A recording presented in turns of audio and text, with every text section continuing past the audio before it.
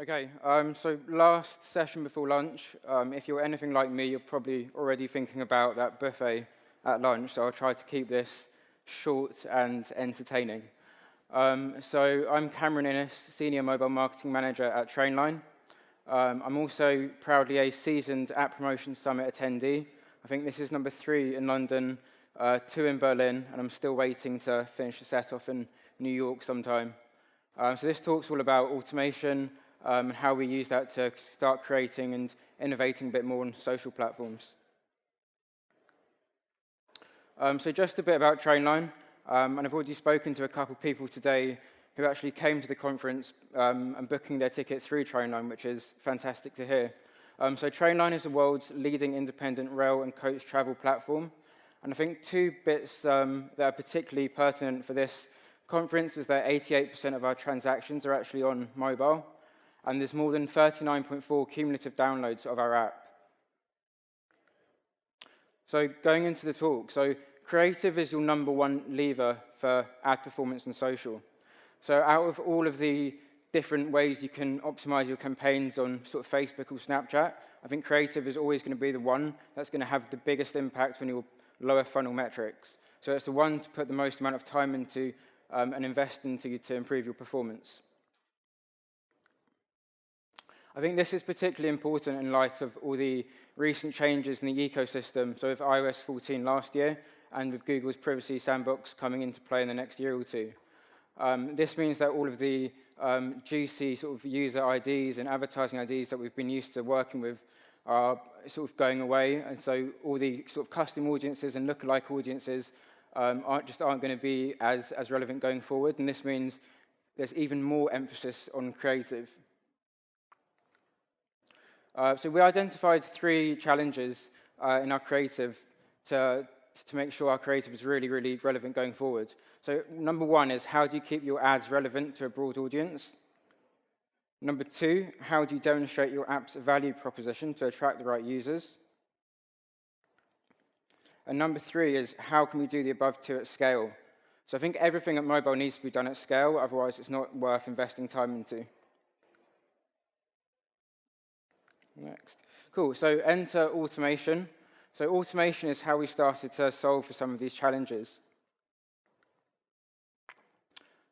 So yeah, we have a lovely meme from one of the team with Drake. So this is all about how we started to, instead of manually creating hundreds of ads, we started to just create one template and automate it. So here's an example on the right of one of our automated ad videos. I'll play it now, but like everything on mobile, it's quite short, so blink and you'll miss it.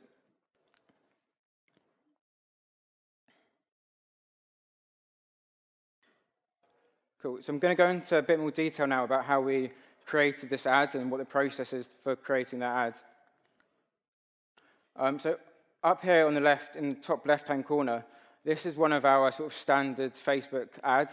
So this ad is just a fairly standard like feature ad. The picture never changes. It's the same picture for absolutely everyone. It's the same copy for absolutely everyone. So it's not hugely relevant. It's not hugely engaging, but it can still work in some ad formats. Below that, we've got leads. So this is one of our dynamic ads. So this is when we start changing the picture depending on the location. So it might be Leeds, or it could be Newcastle, Manchester. So it's starting to add a bit more personalization into the ads. And we also have different copy at the top, so whether that's Leeds or Brighton, depending on where the user's heading. And then what we have on the right here is a static version of the video you've just watched. And I think this starts to solve some of the challenges I spoke about at the start with ad relevancy and value proposition. So this ad now has the origin destination, and it's also got the saving you can make with Trainline if you've got a rail card. So the ad you saw on the last one, which was to Leeds, the dynamic ad, this is actually a screenshot of one of our dynamic ads Excel files. If you're in the sort of shopping or retail travel industries, this is probably quite common. If you're not in the industries, you're probably looking at this and thinking, like, it's a lot of text and it doesn't mean a huge amount. And yeah, the first time we saw this as well, it seemed like a lot of sort of complicated mess. And dynamic ads do work fairly well, but there are limitations that we came across with them. So number one was it's image only, there's no video, and video is one of the best ways to create really, really engaging ads on social platforms. And there's also constraints of the product catalog. So this has really been designed for retail, for shopping, for flights, and for hotels. So we had to sort of edge our way into one of them pre-existing categories. And if you're in this room in another vertical, you're probably thinking this hasn't got much use for you at all. So automated ads started to solve some of these challenges, and you can see already that the feed is actually a lot more basic and simpler to work with. So what we found with this is that it allows more use of custom data sources, so all of your internal data. Number two, you can actually plug external data sources into your campaigns.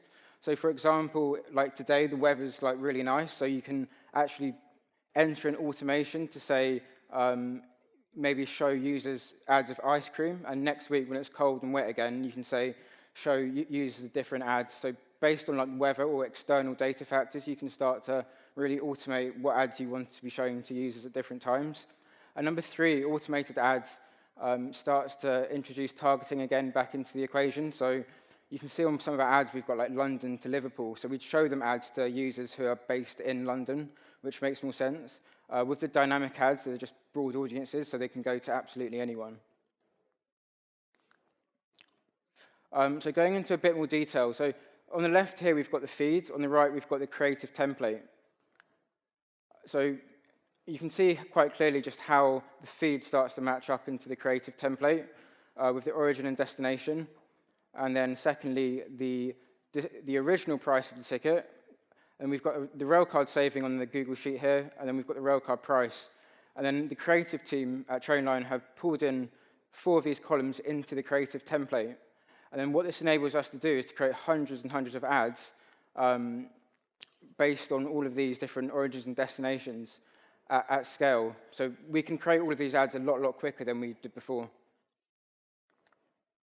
So challenge 3, I'd say, is complete with this. So it's all about scale. So you can see some of the different ads that we've created here with loads of different sort of creative variations and loads of different origins and destinations. And to do this, we used a third-party platform called Smartly. And Smartly really helped us to start using the automation and start using some of these creative templates. And then our creative team started creating their own creative templates as well. So this really starts to save time for everyone. Most importantly, your creative team, and this allows you to start focusing perhaps on other things that you want to look at, other ways you want to optimize. There's thousands of things to be doing as app marketers, and you don't want to be spending all of your time on creative optimizations, and your creative team don't want to be spending all of their time writing in thousands of different origins and destinations. By having this tool and using automated ads, we were able to save everyone a whole load of time. I wanted to show this graph just to give you some context about performance. So you can see on the green line our feed-based campaigns, which is the dynamic ads and automated ads, and the red line is the other campaigns that we're running on social platforms. So after the initial learning period, you can see the automated and the dynamic ads really started to take off, which is fantastic to see, and we saw a 31% increase in CTR. So tips to get started. So I really want to try and sort of encourage everyone, regardless of what vertical you're in, to start taking a look at this. Because I think initially you're thinking maybe, great, this suits a travel app, or this suits a sort of retail fashion app. But I think it can actually be applied across multiple different verticals. You just need to have that initial data source that you want to start using. So I'd say, number one, think about your app's value proposition. So value proposition is the most important thing in any ad. Think about what value that you're providing to potential new customers. And then 2, of course, start thinking about the data sources that you have available to you, both internally and externally. 3, kindly ask your creative team to start creating some templates, and hopefully they should be quite keen to do this because it should save them a lot of time in future. And 4, I'd say just start testing. You might find the first 2 or 3 you do just don't really work at all. And then you might find 1 or 2 templates that really start to move the wheels. Cool. So thank you to the App Promotion Summit. It's amazing to be back in person and much, much better than sort of listening online, sitting behind your laptop. Thank you to the app marketing team at Trainline. There's a few of us here, so if you have any questions, please feel free to reach out later. We should be staying around for drinks. And also thank you to the creative team at Trainline. So they've been really, really keen and willing to get involved, and they've understood the time they've been able to save by switching to automated ad templates. Cool, I think that's it.